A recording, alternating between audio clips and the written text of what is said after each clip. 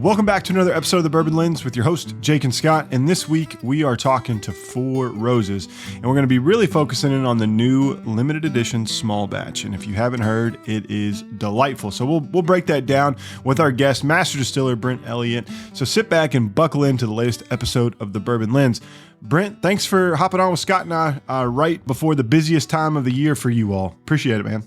Hey, my pleasure. Thanks for having me on. Yeah, long time coming. We were kind of reminiscing the last time we saw you. We were there doing some other stuff with some of the people who used to work there, and now we get to talk to the man with the plan, and dive in. But you know, how are things in your world, right? Just I think you're a person too, right? You're not just a bourbon guy. How's life? Life's great. Kids are back to school, so that always introduces a new layer of complexity and chaos. But everything's good. I mean, here at Four Roses, it's an exciting time. I know we'll talk about some of that, some experimentation, new mashbills, that sort of thing. Of course, the limited edition release right around the corner, Bourbon Heritage Month. So we're not having to look for things to do around here. There's plenty to keep us busy. Oh, for sure. Scott, you know more about the kids going back to school than I do yet. That's a next year thing for me. But you've adjusted to Liam in fourth grade? No, still working on it. Just got home from dropping the kids off at school, actually. So yeah. It's a constant adjustment, and back to sports and back to school and back to what happened to all my free time. That's an illusion. Free time is an illusion. Yeah. Yeah, that's true. It's the greatest myth on earth for parents, working parents. So Brent, you talked to a little bit about what's happening. There's a lot going on with Four Roses, but the big thing is always right around this time in August. It releases what's going to happen with the Four Roses limited edition small batch, and in September the public gets a chance to enter the raffle or find one at a local liquor store here, there, and everywhere. So let's focus in on that because it's one of my favorite releases.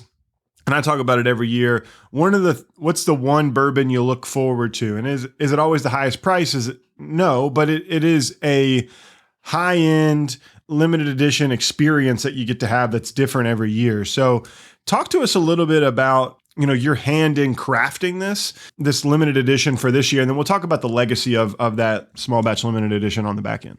Yeah, so it is, I would say that I'm always kind of working on it because so many samples come through the lab. We're always selecting single barrels, blending for the standard products, allocating batches for certain products.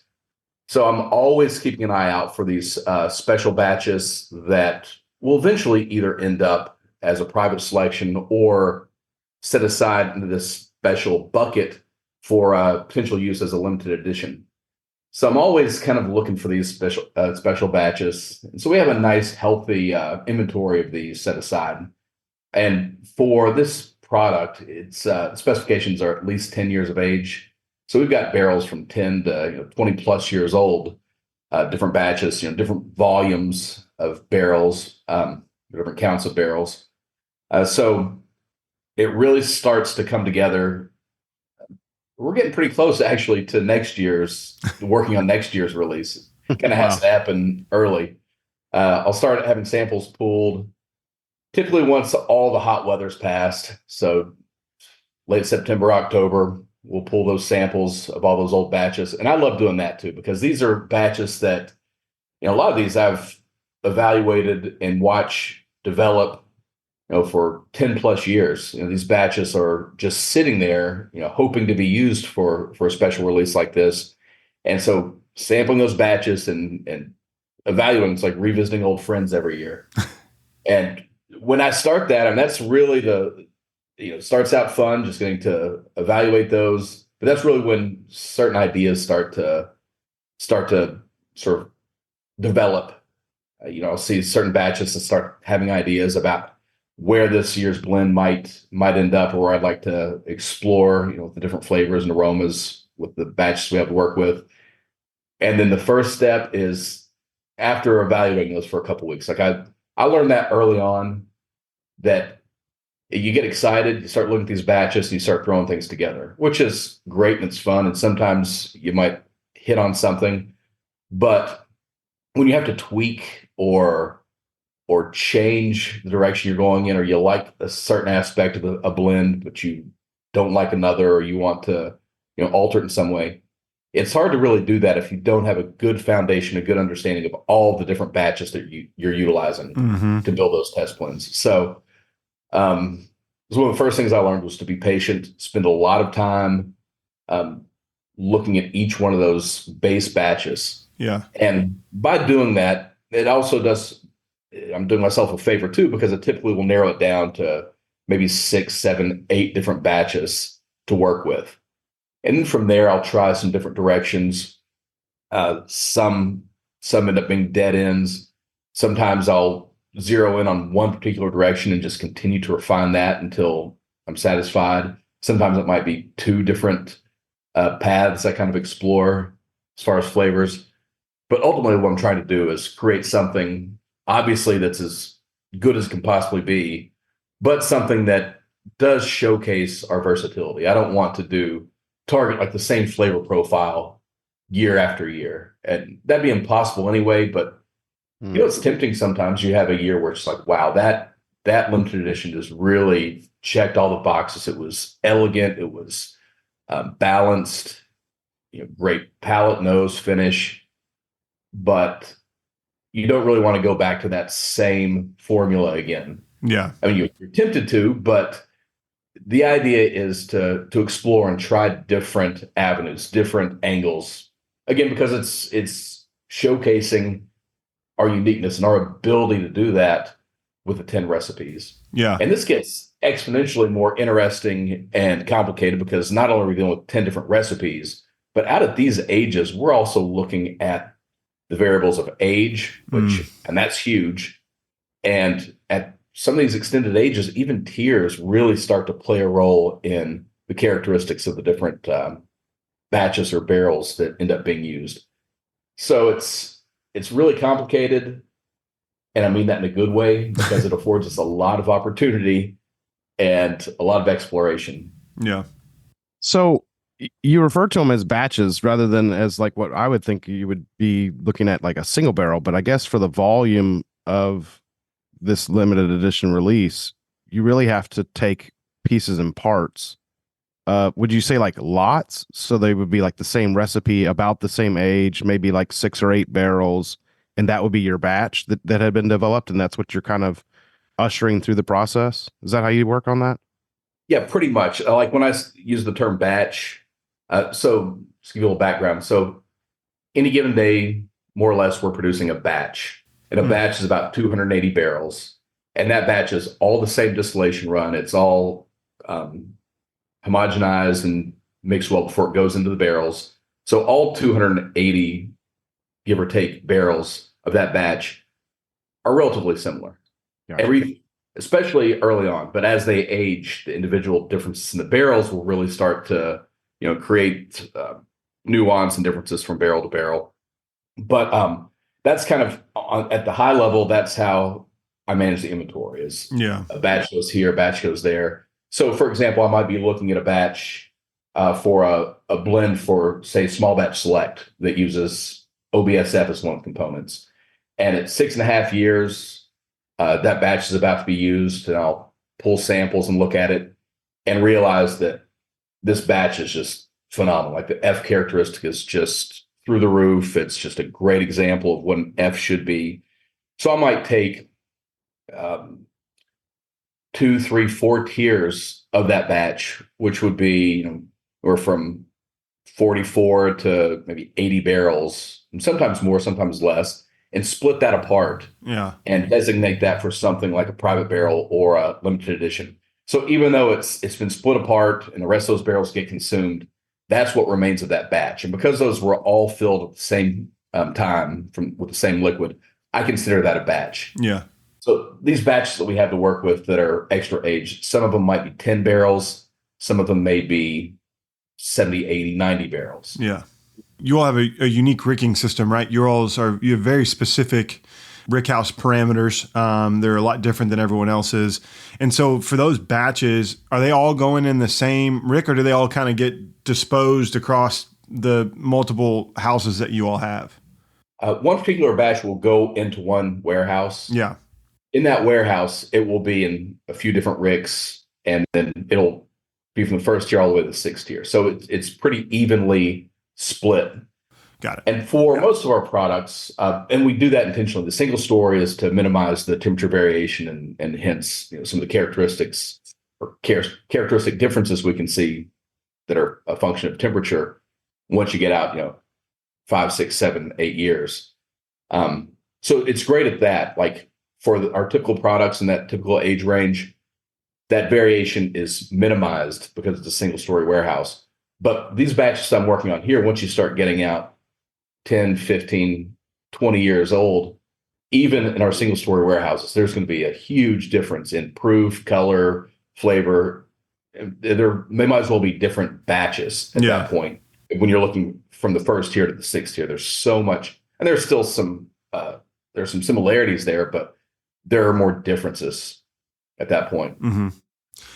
And the proof point on the limited edition small batch is different every year too. So do you try it all the way cast strength and then kind of marry that down to a variety of different levels? Or do you taste them all at, I know a lot of tasting happens at 40% ABV, right? And then proof back up to get where you think the natural flavor profile is. Because I think that's a really interesting, exercise in itself, is finding the right proof point for all of these liquids to mingle correctly, because there's 4 different recipes involved, or 4 different batches involved in this blend for 2024. Okay, this answer is going to be a little complicated, so bear with me. So because this is bottled at barrel strength, it is what it is. Got it. So the variation really is mostly dependent on the tiers that I select that go into this. Because let's just, for example, 15-year-old, if we had a 15-year-old bourbon and we had barrels from the first tier all the way to the sixth tier, those first tier barrels could be 100 proof, 105 proof. They could be very, very low. The high tiers could end up being 130 plus. And there's not a big elevation difference there, but even in our warehouses, if you go up long enough, you're going to see a difference in proof. And the majority of the batches that we have that are extra aged are going to be first, second, and third tier. And there are a few reasons for that. If it were logistically easy, and I'm working to do this more and more, but I'd like to focus on extra aging second, third, and fourth tier, and maybe some fifth and sixth. But the way that we pull barrels, we pull from the top down. So a lot of times, by the time one of these batches is identified, because can't really identify it until it's 6, 7, 8 years old, as being super special, by the time it's identified, that batch has been used for a while. And through use, it's typically pulled for, say, small batch from the sixth tier down. So a lot of times what's remaining are the lower tiers anyway, which are lower proof. And so when I do the test blends, I keep that in the back of my mind. Like, I know that these barrels are lower proof, these are higher. And it kind of works out because when you bring them all together, I'm just looking at the flavor. But then, like, the final stages, if I have a batch where there are low and high tier barrels, I will try test blends focusing on low tier and high tier, just kind of a fine tuning point.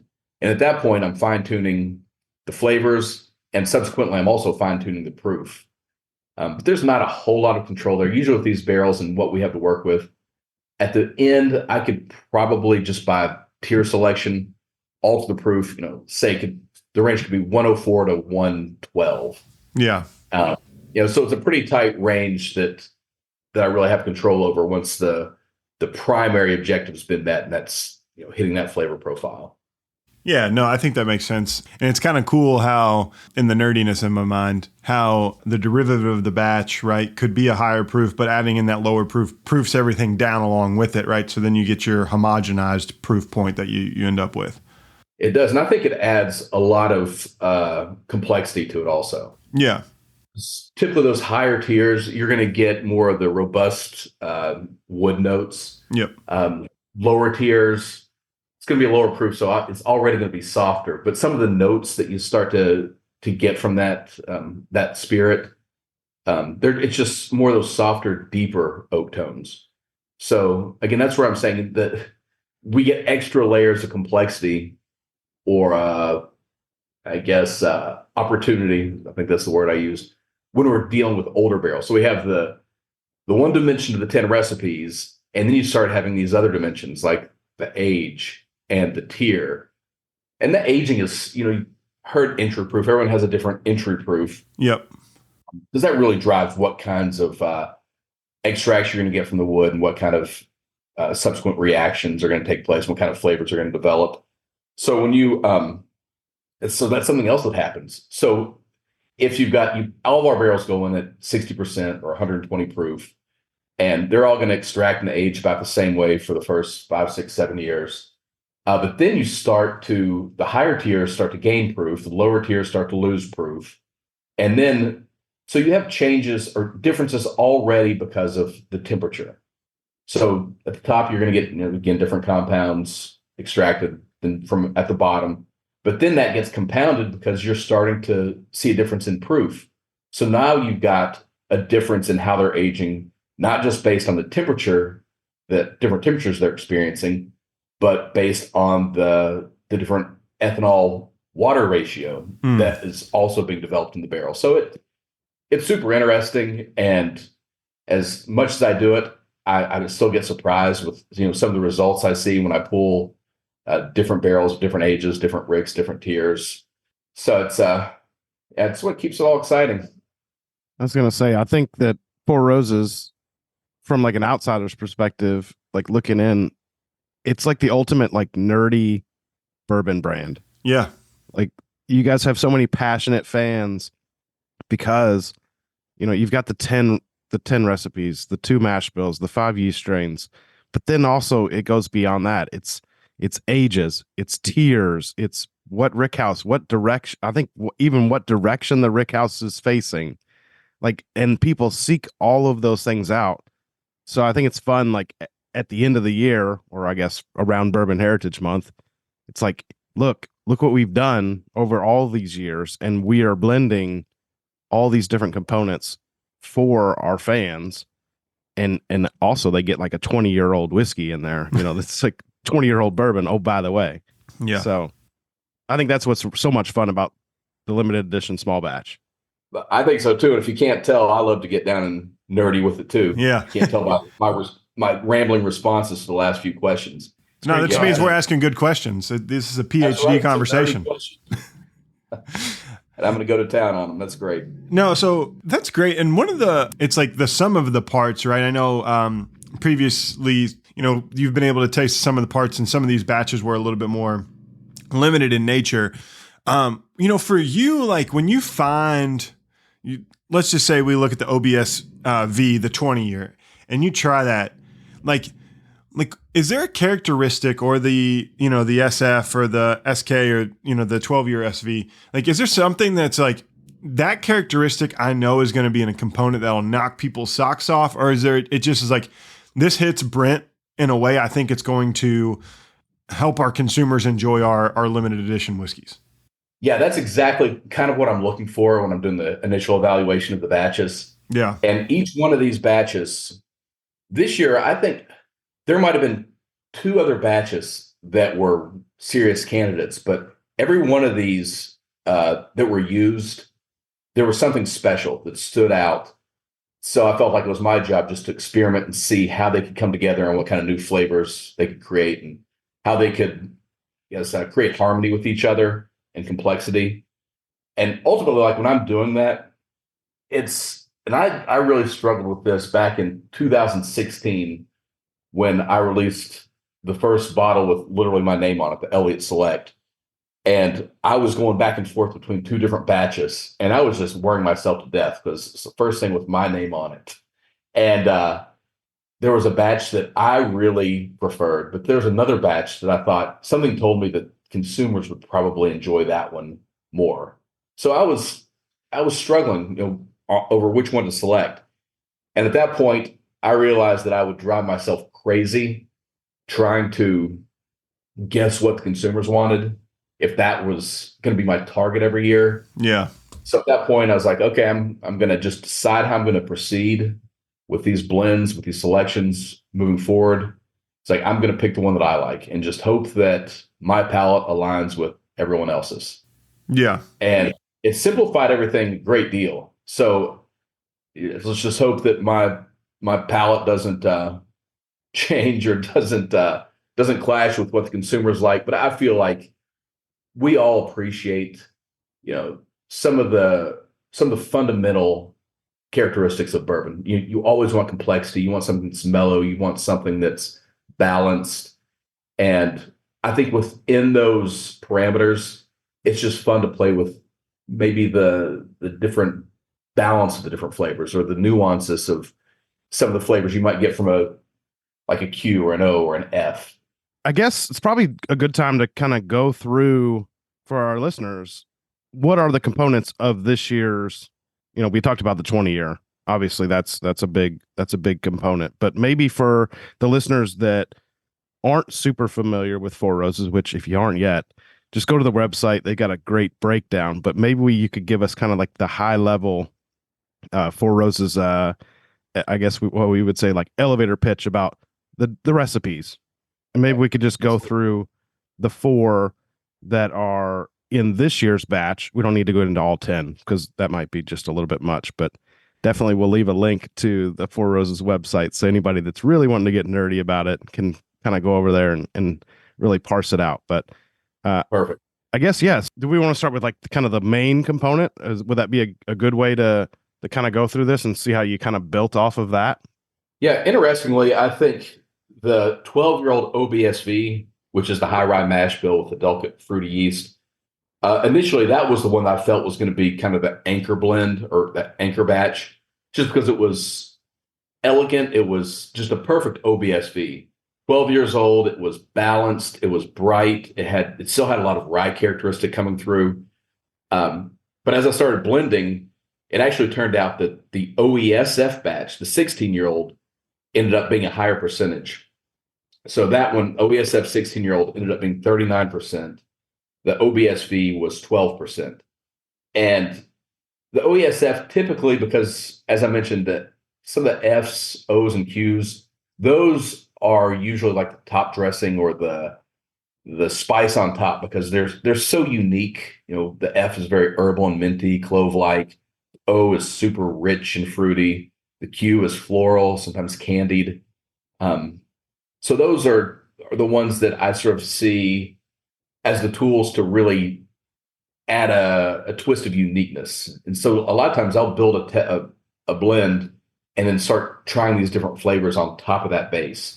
But the F, from the beginning, this was a contender for the base and ended up being the largest percentage because it has that F characteristic, but it wasn't so over the top, like minty or herbal. It's still there, but it wasn't like defined solely by that. And a lot of that's because of the age. At 16 years of age, the barrel has really influenced the characteristic of that batch. I'm a little reluctant to say more than the original recipe, but perhaps. I mean, it had great barrel notes with just more. That was in the driver's seat, and the F characteristics were more sort of in the background. So those were kind of the 2 that served as the base: the 16-year-old OESF and the 12-year-old OBSV. And then coming in next to kind of enhance some of that herbal characteristic of the F and to just create its own type of spice was a 15-year-old OESK. And that was in there at 23%.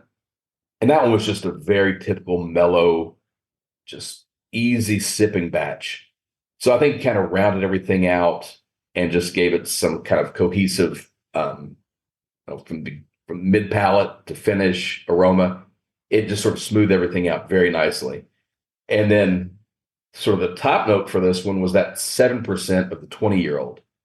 And that one, from the beginning, that was another one that I was really wanting to work in because it is 20 years old. And once you start getting out 20, 21 years plus, sometimes it's hit or miss. And these batches, you have to get them before they start becoming too astringent or too oaky.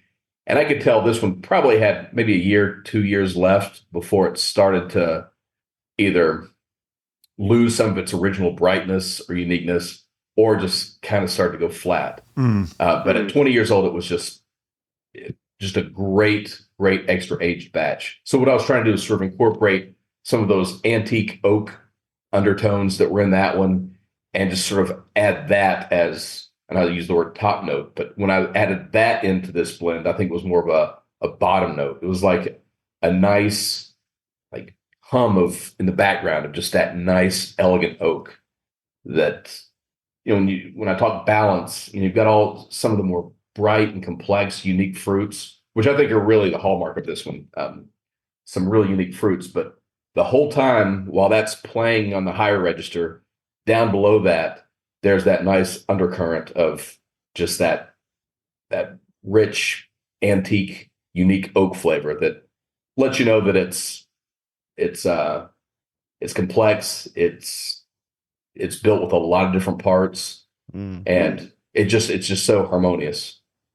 Yeah, and I think that consumers also probably seek that out too, because they're like, we know that Four Roses has some of this older whiskey. We kind of have grown to expect like a little bit of that element. So it's nice that you kind of like layer that in. You're like, okay, and then we also have this to help round out, maybe the brighter and richer fruit notes. You're going to say like, oh, and also you're going to want a little bit of that woody component. You should expect that in an older age statement whiskey, which 12 to 20 years is, by today's standard, is an old whiskey.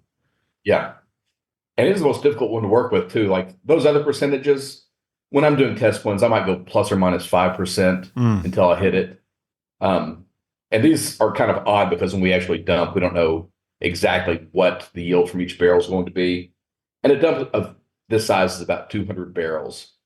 So I was trying to be on site. We dump a couple barrels, weigh them, and try to hit the targets as closely as possible. But I can tell you, like, that OBSV, the target was supposed to be 30, OESF was 40. So they're more whole numbers. But when I'm dealing with these, whether it's an older batch or maybe sometimes if it'd be like a Q or an O, I might try to really dial that in. I'm talking, I get down to like plus or minus 2% at doing the test blends.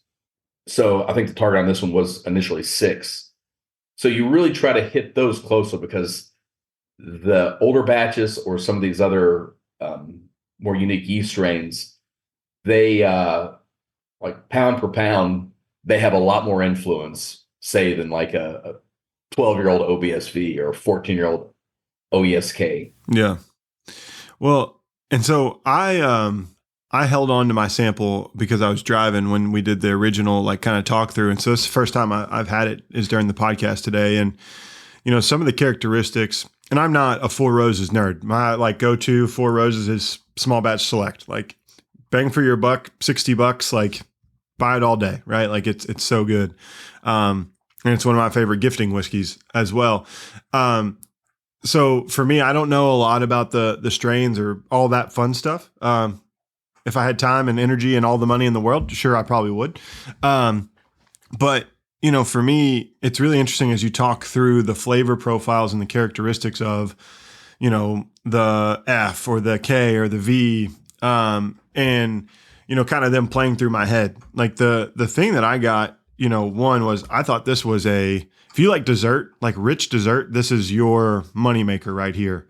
That there's like this cooling mint tobacco, like deep, rich. I think it's really rich. And then undertones of plum or apricot, tart cherry, like all those three kind of like show up at different points for me, whether nose, palate, or finish. And so you talk about unique fruits and unique palate. Like this is a very like cordial almost drink to me, right? Like we had Bob's Steak and Chop last night for dinner, and like all the drinks afterwards were, all these cordials are scotch. I'm like, well, throw this in there because like, God, like this would be amazing with the creme brulee, like to balance out the flavors. So everything's got to go back to food to me, Brent. So sorry about that. I'm like, this is, I just love the different flavors in it because it is, I think, richer and darker than most of the ones recently.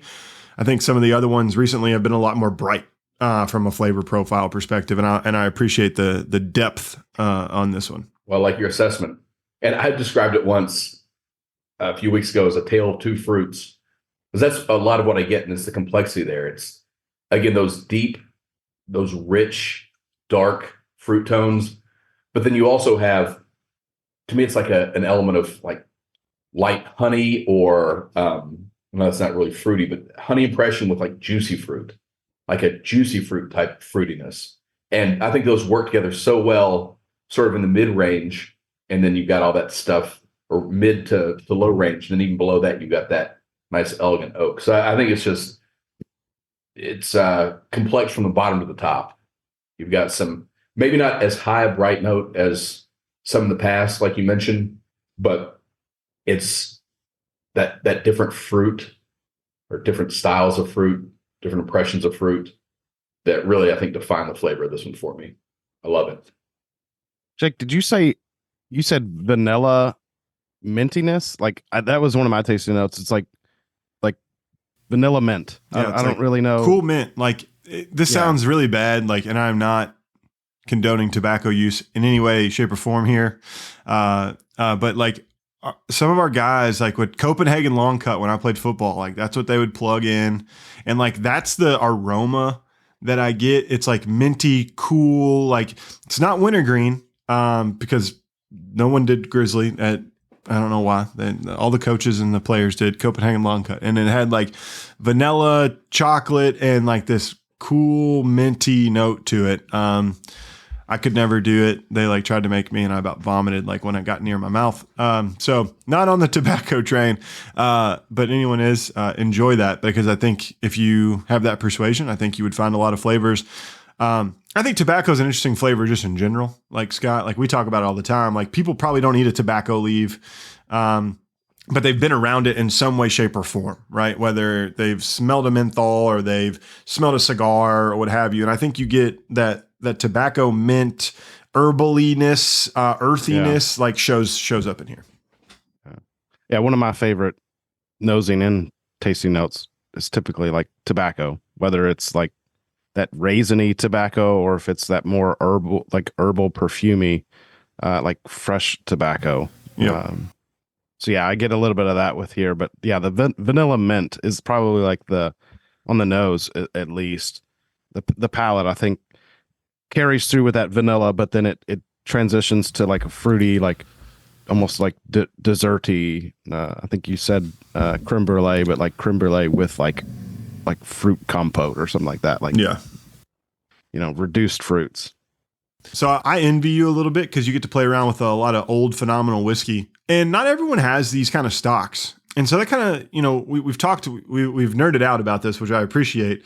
But one of the things that kind of came up, for me, when I think about Four Roses, and we've done this in the past, is Four Roses to us is a heritage brand, right? It's been around what seems like forever and survived the 80s by going, export to Japan and so on and so forth. But like when you talked about, the batches you all are producing per day, and like it seems like there's been an arm race in bourbon to expand and grow, and how can we get hundreds, if not thousands, of barrels a day produced?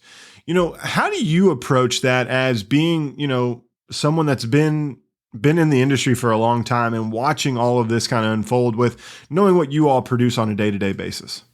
Yeah, for us, we were in a unique position because when we came back to the U.S. as a straight bourbon whiskey in early 2000s, we were selling so much overseas, and we already had the infrastructure here. We had the warehouses. We had a distillery capable of producing 4 million OPGs, and we weren't even producing to full capacity at that point because we hadn't tapped into the U.S. market.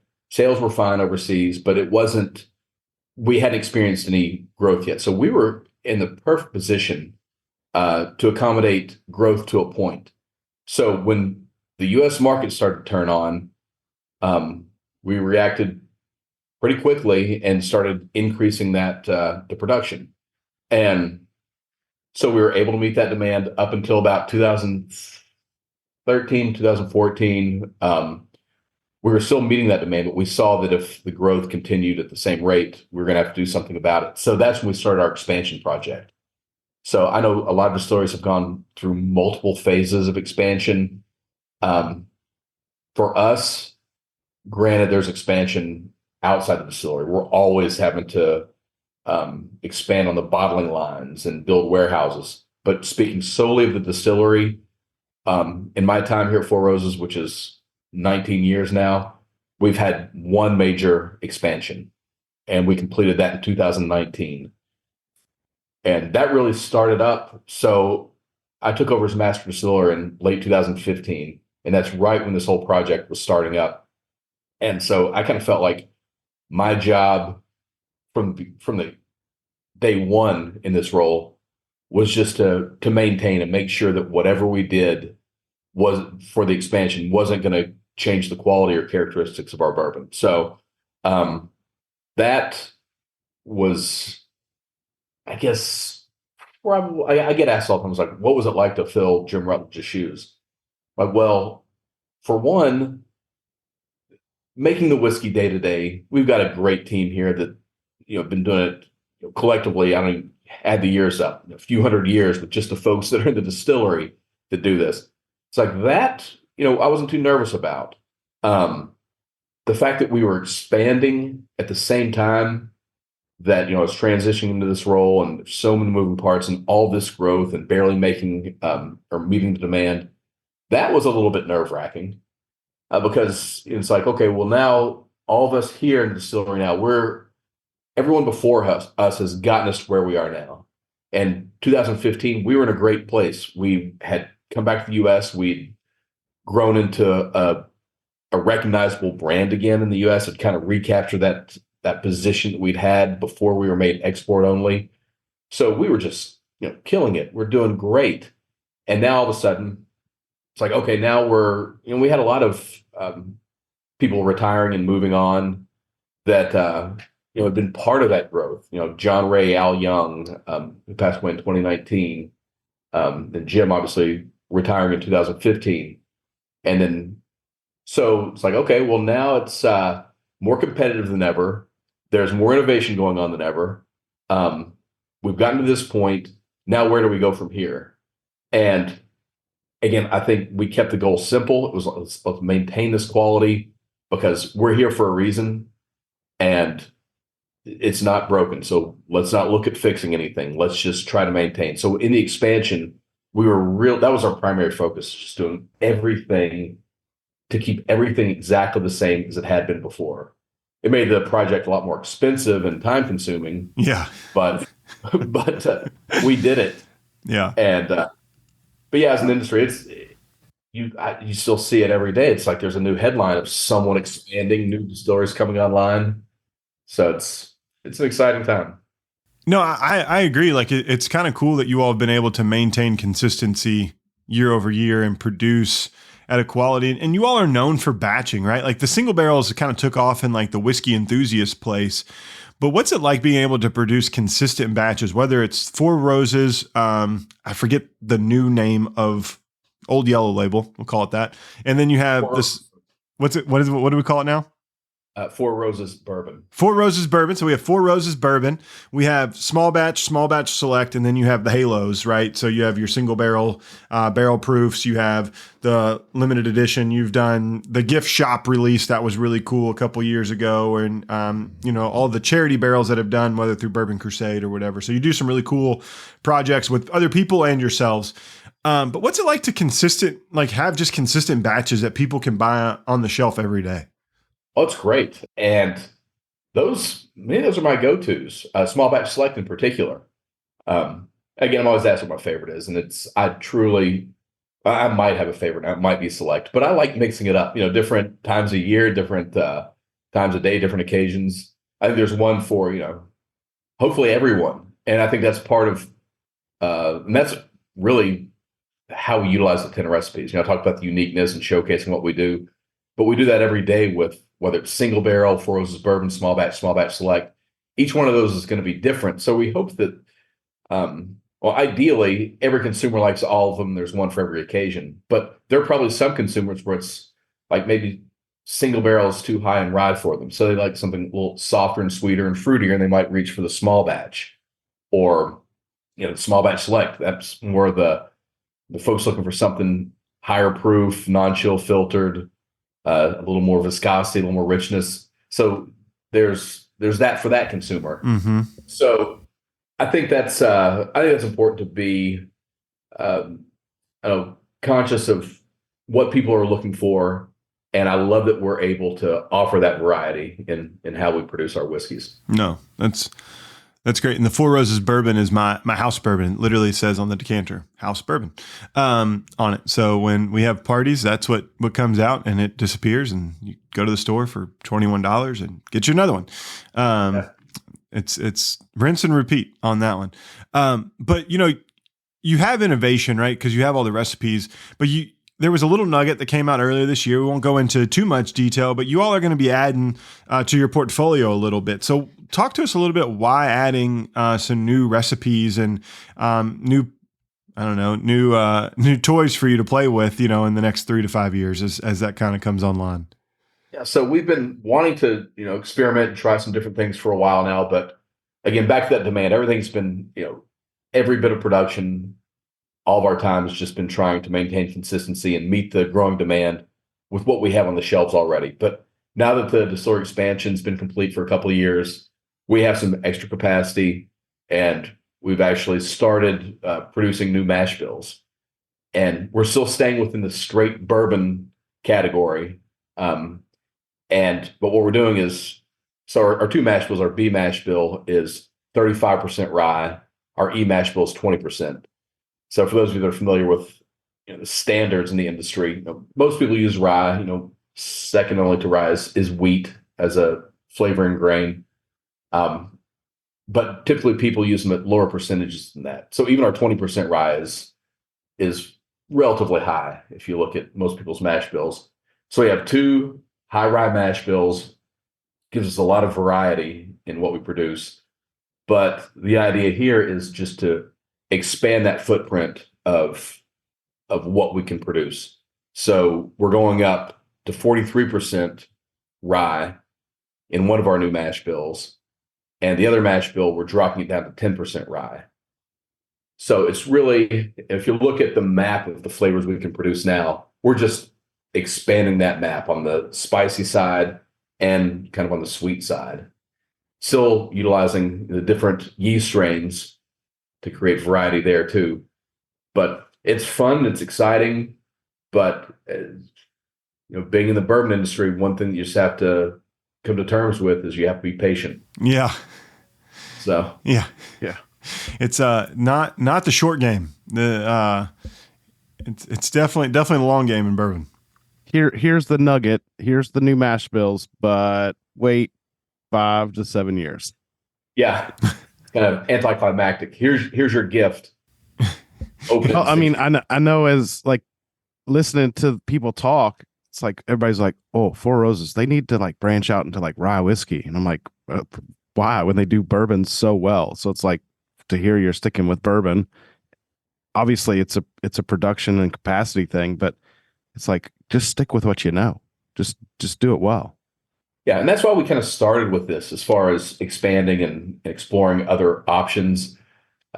Exactly that. Bourbon's what we do it well. So we want to start there and focus or double down on what really kind of makes us unique. And that's the ability to create different flavors within the bourbon category, naturally, just by tweaking the recipes.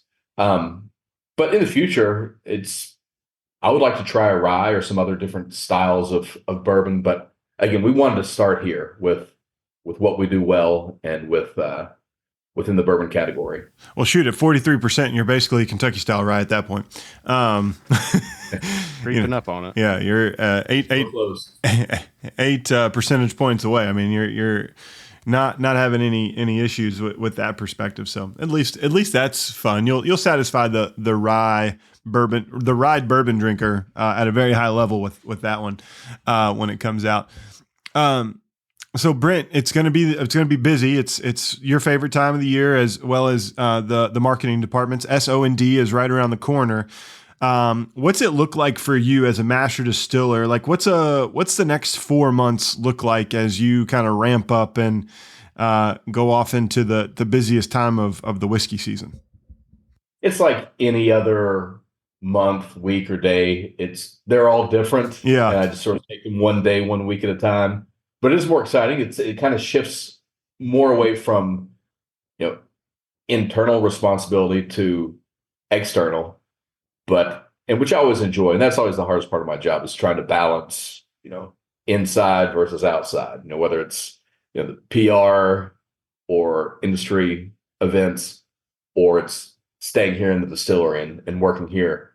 But what I like about this is because the highlight is on Kentucky and on Kentucky bourbon in September. So it is a special time of year.